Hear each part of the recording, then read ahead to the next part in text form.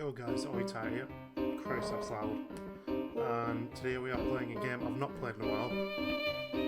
Where's the button for?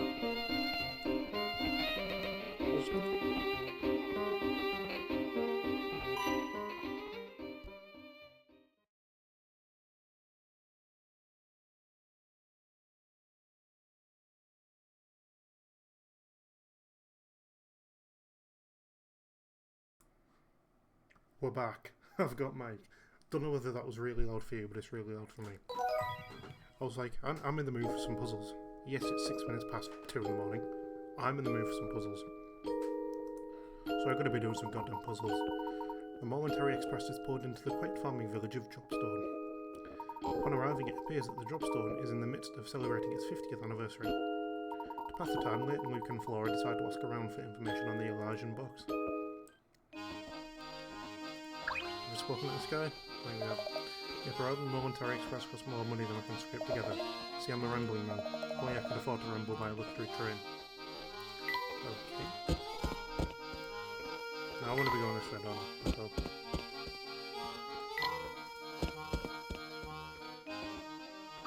Wow, look at this resident mansion. I bet you could get lost in there.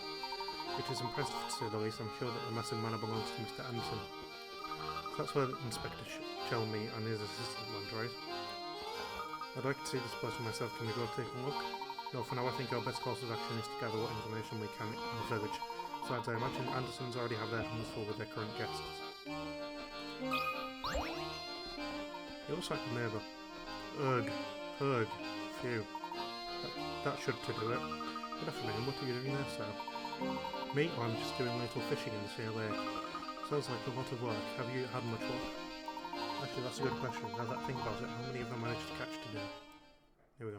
I haven't played this game since September, so it might be a bit rusty. A large net has been cast out in a pond to catch some fish. The pond surface is small, but it's actually wider underneath. Parts of the sunken net are no longer visible from the surface. Assuming that there are no tears in the net and that the whole rim of the net is constructed out of a single length of rope that ends on the shore, how many of the fish visible in the pond will be caught when the net is pulled up?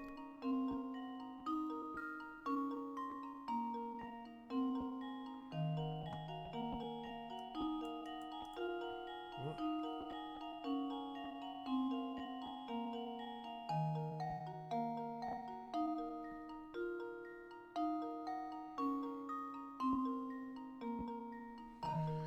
Well, it's going to be one or two answers, isn't it? So if we count the fish that's sort of inside these bits, we've got 1, 2, 3,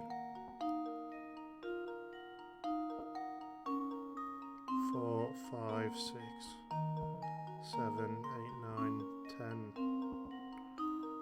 So it's either 10, or if we just count how many fish there are in total. 1, 2, 3,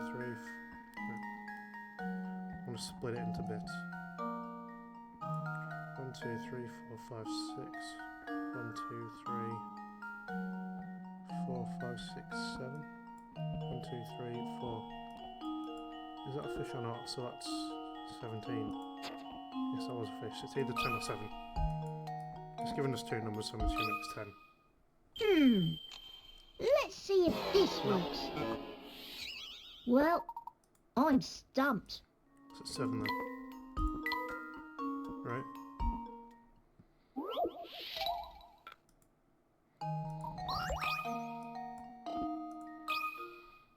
Just leave it to me. There we are. Piece of cake.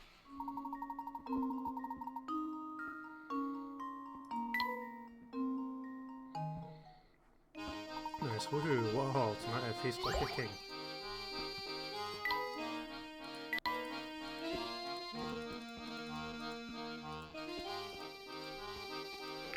Okay. Oh. Good evening. Oh, it's Inspector Chelmy. Well, look who it is. Oh, Inspector, you're returning from the Anderson estate? In fact, I don't know where you got your information, Layton, but you're as sly as a fox. As a matter of fact, I did just come from there, but Mr. Anderson himself wasn't home. Seems as if presiding over some livestock competition or other, a likely story, I'm sure. I'm curious if I found a connection between Mr. Anderson and the case you're investigating. If that's any of your business, but perhaps you can be of help. I'd heard rumours that he had tried to find this Elijah box in the past, so I went to talk to him. When I got to the house, the butler told me he wasn't home and that I should leave at once. Can you believe it? Mind you, I wouldn't be surprised if he just pretended to not be at home. I went out of my way to go up and see the man. The least I could do was offer me a cuppa. Why would Mr. Anderson be interested in the Elijah box in the first place? It's anyone's guess. We won't know more until we can ask him in person. In that case, I suppose we should head over to the livestock competition Mr. Anderson is judging. Fine, let his baronship roll around in the mud with his precious cows, I shall be elsewhere.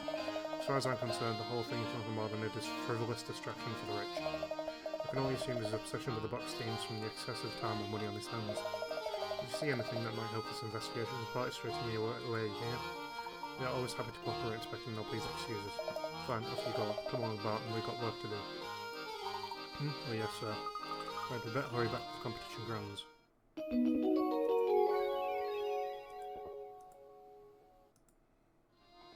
What about this guy? He's funny looking. Zzz, snurk, meow, yum yum yum. I've just said those words. Professor, I think this chap here fell asleep standing up. Judging by his uniform, he must be a security guard. I certainly don't approve of sleeping on the job. This is perimeter is secure. Please confirm identity by solving this puzzle. Snork.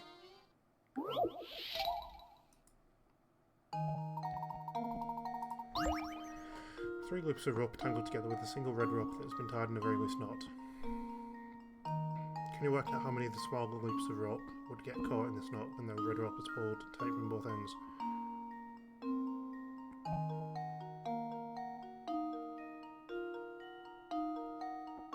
I feel like the green one does. The yellow one definitely doesn't, I can tell you that much. I think it's just the green one. This should do the trick. No, not just the green one. Well, I suppose you can't win them all. Honestly, I really think both the other two don't. It might actually be 0 then. I'm gonna put 0 before I put 2.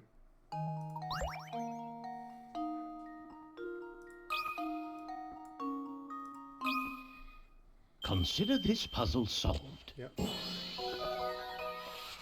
A true gentleman leaves no puzzle unsolved.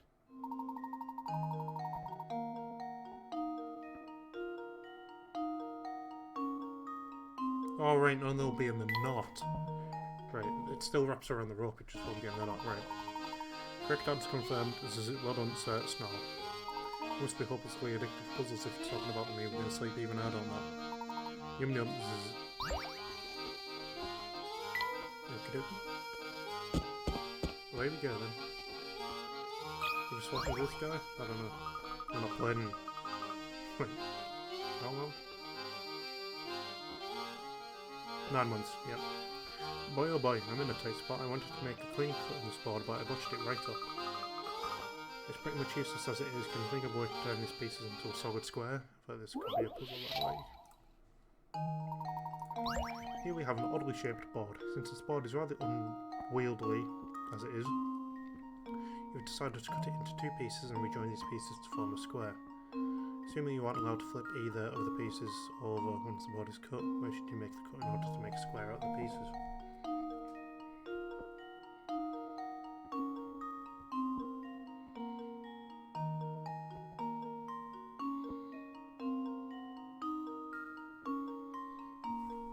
Theoretically.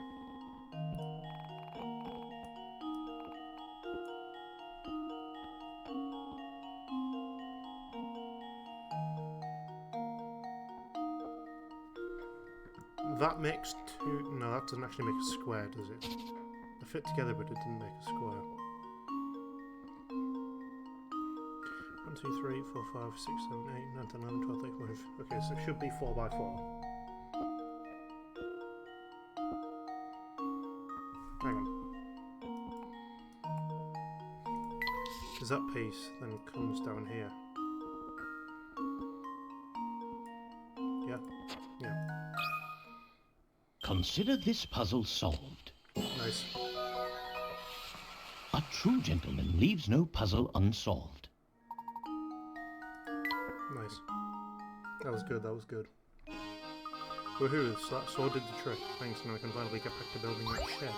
I got a screw part. I forgot about the camera and stuff. And the fat-ass hamster. That's potentially the shutter. Everything in this camera is the shutter.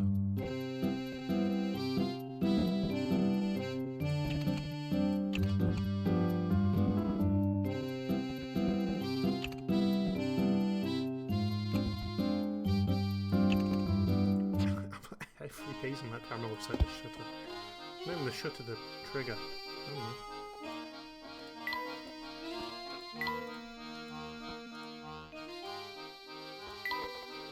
So where do we want to be? Over here maybe? We've got a competition that's there. My goodness, look at this place. Woo, we made it back in time to catch the competition.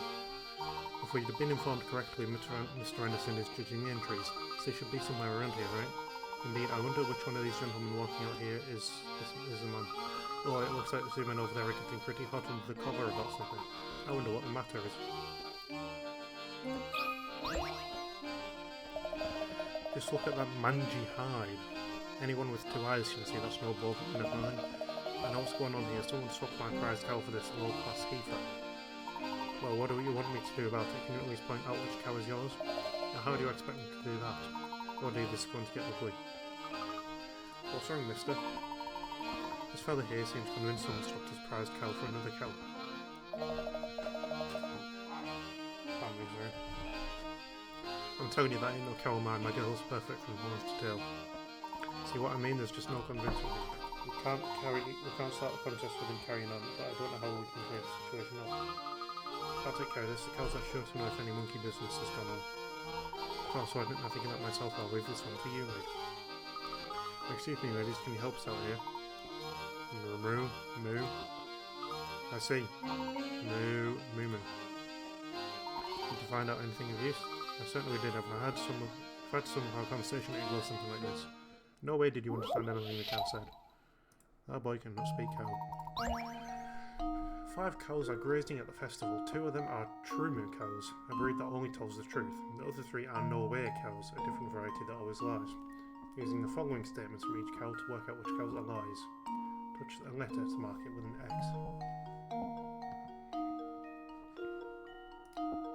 Right, there we go.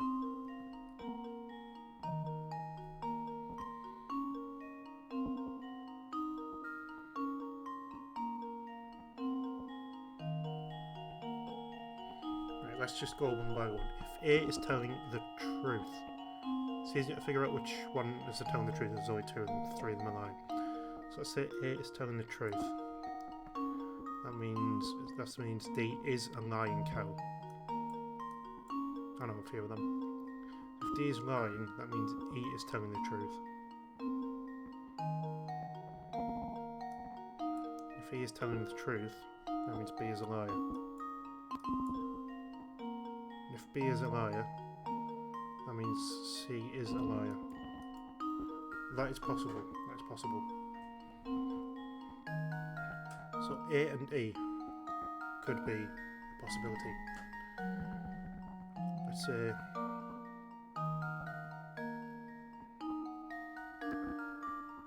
B. I'm actually just gonna go with that. Because that actually just works. Here goes.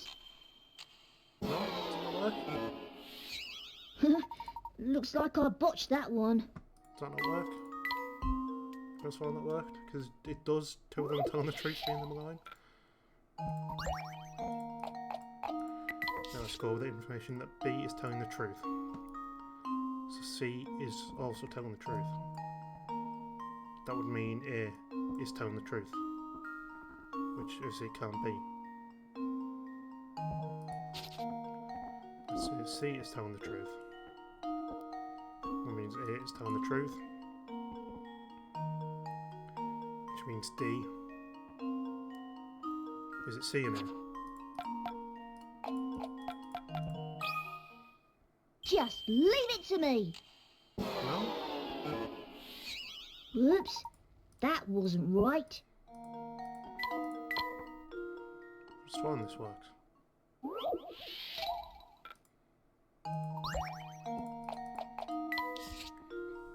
Right, let's say C's telling the truth, which means A tells the truth. Which means D is a liar. Now D's a liar. Which means E is telling the truth. Which obviously can't be, because it's only two of them telling the truth. Let's say D is telling the truth. Which means E is a liar.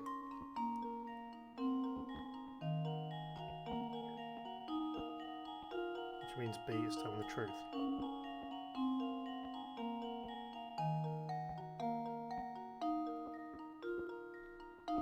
Which means C is a liar.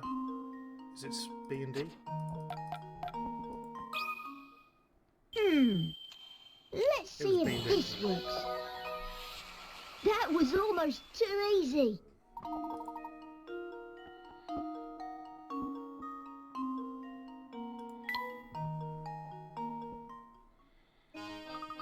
Those answers were raised. It looks like these two ladies swapped places while waiting for the competition to start. Things should be all sorted out now then. Oh, you betcha, look at that build, that lustrous sheen, that soulful gaze, that's what the cow, no doubt. So everything's okay then? Better than okay, kid, with my darling back I'm a shoo-in for that blue ribbon, thanks. Well, Lake, you certainly have a way with animals. Oh, it's nothing really, hee hee. Right, Michael Jackson. Look over here, you two, they're about to announce the winner. And the winner of this year's Dropstone Dairy Crown is...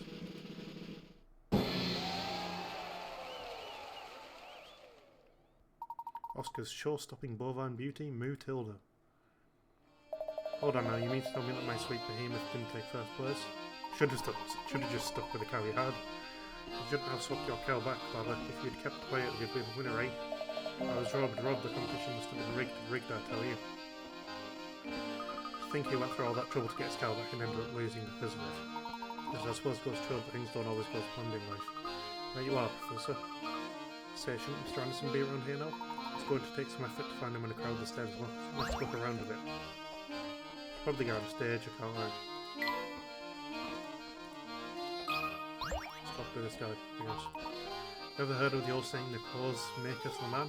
From the look of your dudes, I'd say you've got this to go right together, so try this puzzle on for size.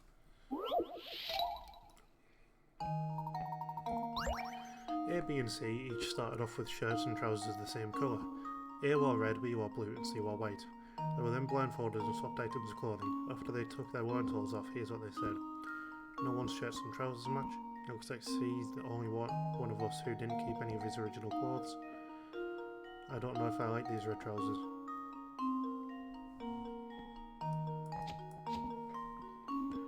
Right, so C has red trousers. No one's shirts and trousers match. And C didn't keep any of his clothes. So he has a blue shirt.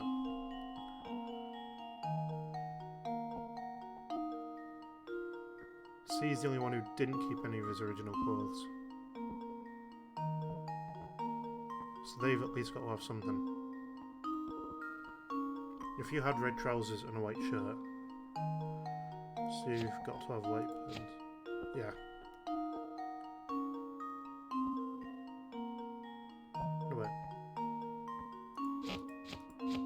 Yeah. No one's shirts and trousers match, that's correct. So he's the only one of us who didn't keep any of his original clothes. You're, no wait, you need a red shirt, yeah. You've got red, you've got blue, you don't have any white. I don't know if I like these red, that works, right? Consider this puzzle solved. Bang. On your head, Tom. A true gentleman leaves no puzzle unsolved. Easy, lemon schmeezy.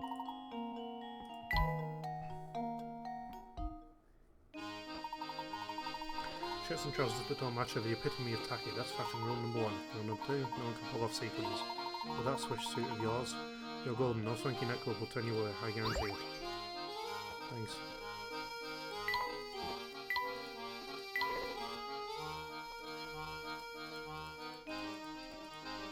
Alright.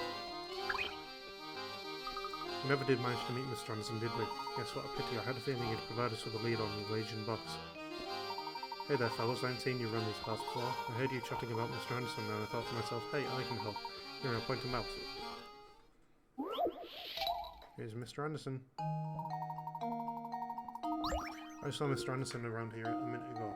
He shouldn't be too hard to spot, what with that beard and hat. Okay, so he's... not him, not her.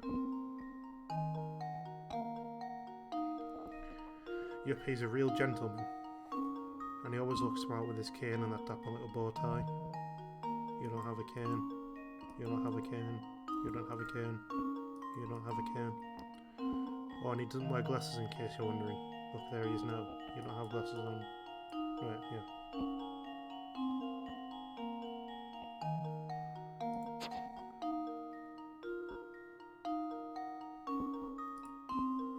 I think it's this guy. To be fair, I pointed out Consider this puzzle solved. Yeah, I think I pointed at that guy at the start. A true gentleman leaves no puzzle unsolved.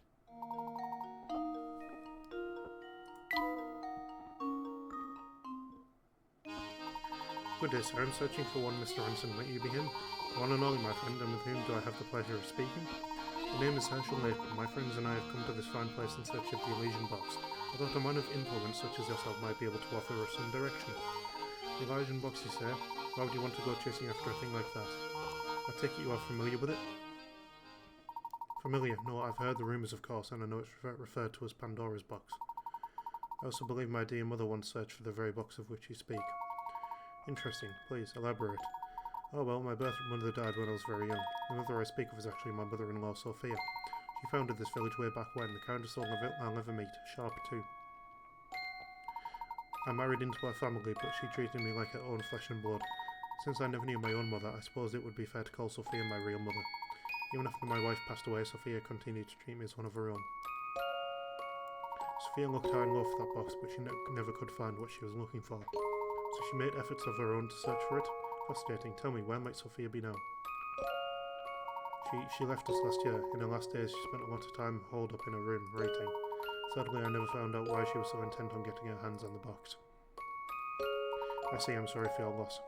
Thank you. Well, my mother may have known something about the subject, but she's gone now. Now you know as much as I do. I regret that I couldn't be more help to you, sir. Not at all, Mr. Anderson. I've learned a great deal from our conversation. You have my thanks. One thing before you go, Mr. Layton, please take a look around you. These picturesque hills, these happy people, Dropstone has been blessed with so much. Sophia built this place from scratch into a village full of warmth and camaraderie. Dropstone must never be allowed to wither and die like so many other villages. After all, this place owes its current prosperity to the many sacrifices she made.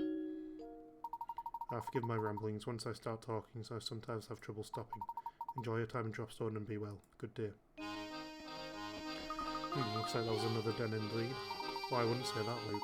It would appear this village is inextricably linked to the immersion box. Let's find Mr. Anderson's choice of words interesting. I wonder what he meant by sacrifices. But that is something for us to ponder later. For now, let's make our way to the station. Alright, Professor. Okie dokie. Hey there, buddy. Okay, you got nothing interesting to say. Neither do you. Neither do you.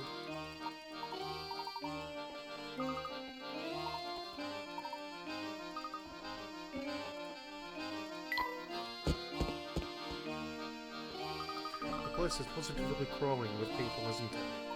Careful, for if you don't watch where you're going, you're likely to run out right into someone. Oops, sorry, this is also new to me that I forgot to pay attention to where I'm going. Understandable, after all, it's quite different to what you're used to.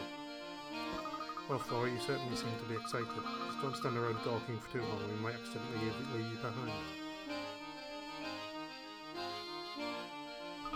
Oh, what's that? Gosh. Oh, and look, there's another one over there. Huh? Professor? Link? Where did you two go?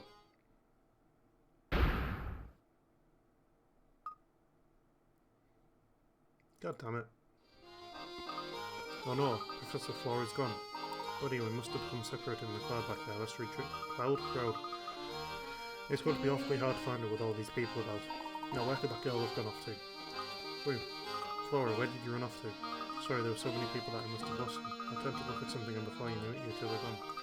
I'm relieved you found your way back to us. So many people around, who knows how long it could have taken us to find you. I'll be more careful from now on, I promise. Although, you know, I heard a few interesting things while I was wandering around over there. Why should not mention that she got kidnapped or at least touched by, not in that way, but like touched by a random man?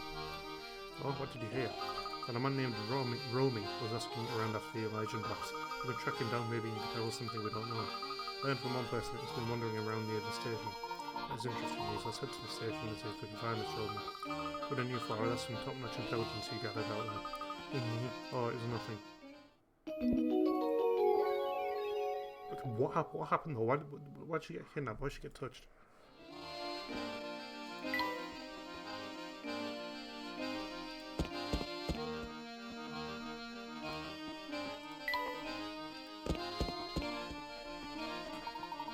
Oh, Mr. Layton, do you have a moment?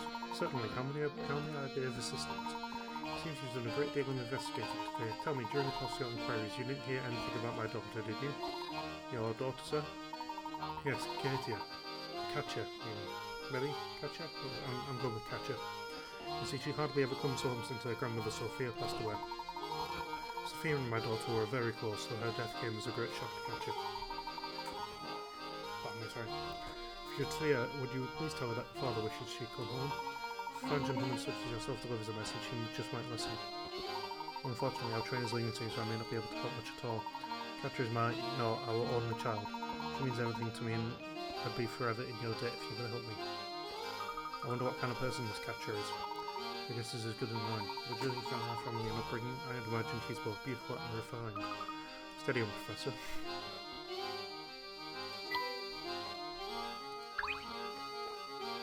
Hold on a moment, Professor. Could that man over there be Romy? I heard that you've been inquiring around the village about an antique known as the Elijah box. Oh yeah, that thing people say kills whoever manages to prise open its lid. Pandora's box, they called it. I just found out about it during the course of my travels, but that box isn't really what I'm really after. Well then, if I may be so bold as to ask, what you're looking for, sir? A phantom town that's nowhere to be found on any map. Place only the chosen may visit. The only way I hear is on the Momentary Express. The train and its many mysteries have been the subject of my research for years. From what I can tell, this artifact you're after, this Elijah box, is also tied to that town. Also, when can we set out for it? How did you get there? Yeah, that's the one detail I haven't managed to pin down yet. Maybe you whisper a password when you're in the train and whoosh, the track goes in a new direction. Anyway, it's probably just something like that. I'll just have to keep searching until I find a way in. Interesting, thank you for your time. Professor, did you hear that? I think we've finally got a new lead on the Elijah box. It's a bit too early to celebrate, but it looks like our journey on the Momentary Express isn't over yet. Right, you two, let's start making our way back towards the station. Okay, Professor.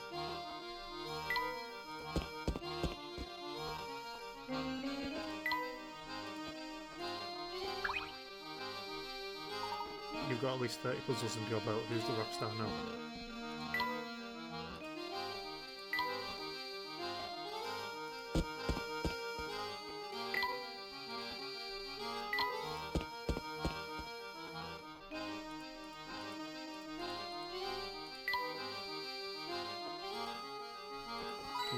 Can I not get back on the train?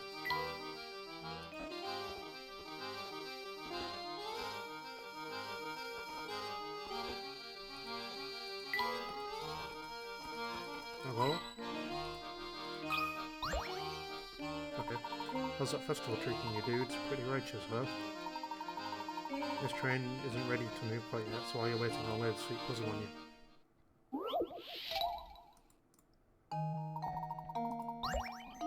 Sammy has 8 chains with 7 links each. He wants to connect all these chains to make a necklace. The jeweler says that it will cost £2 each time he opens and closes a single link. As shown below, Sammy could open one end of each of the 8 chains to make a one long necklace. However, that would cost £16, and the truth is that there's a cheaper way to get the same result. Using the cheapest method possible, how much will it cost to make the necklace? What?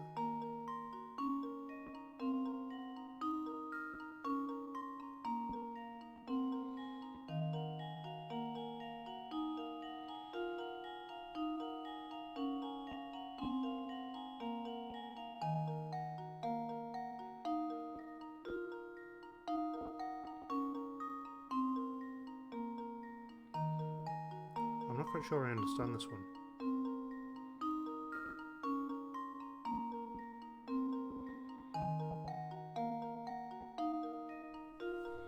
I'm getting the hint with this one.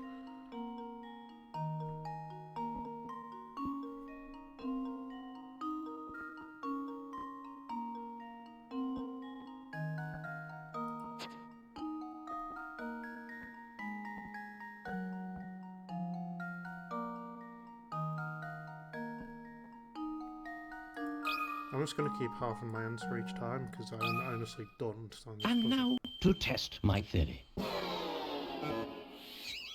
Oh, my.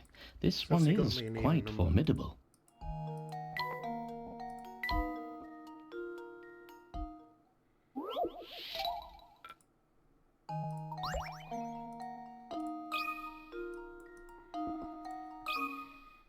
And now to test my theory. Well, I suppose that's one possibility I'm just gonna go eliminated. with every even number. I see, below 16. We've done 4 and 8. I'm going to try 12. Consider this puzzle solved. Well, I suppose that's one possibility eliminated. So we've got left 6, 10, 14, and 2. But it's not going to be 2, is it?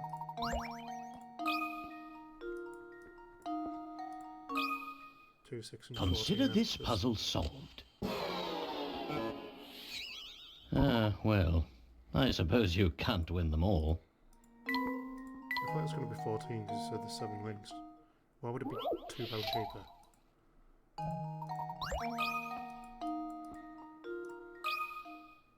This should do the trick. It's £2 cheaper. Great. Ha! Wonderful.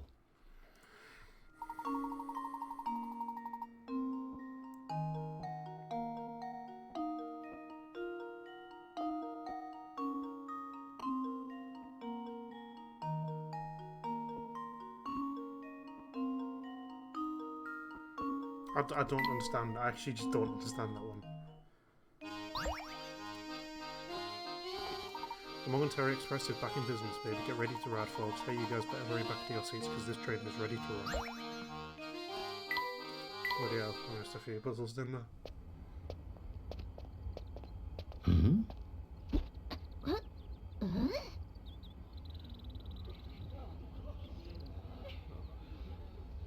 Thank you so much.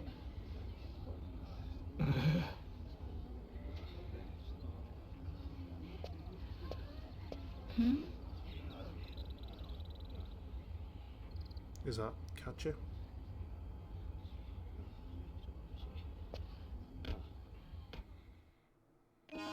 What's going on over there? Oh, we've got voice lines now. I believe we may have stumbled upon Mr. Anderson's dear daughter. That's a cracking send-off she's having. Considering the size of the party, I doubt she's just going on holiday.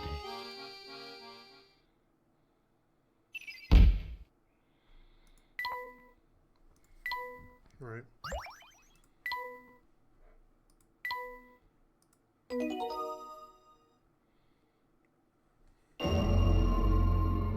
Chapter 3, A Diverging Path. I just can't stop thinking about this phantom town where we heard about. Could the rumours be true? Well, next up on this line is the perfect normal town of Luxembourg. Well then, how do we get to the phantom town? That's an excellent question, but I don't have the answer. But if the Momentary Express does indeed head for parts unknown, we will know something about it.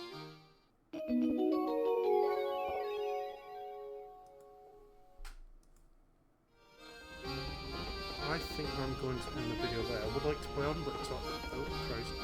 I would like to play on, but it sort of just makes sense to end the video at the start of a new chapter. So, yeah, that was it for today's video. If you guys want to see more Professor Layton and Pandora's Box, shut up, like, and subscribe. I'll see you guys in the next video.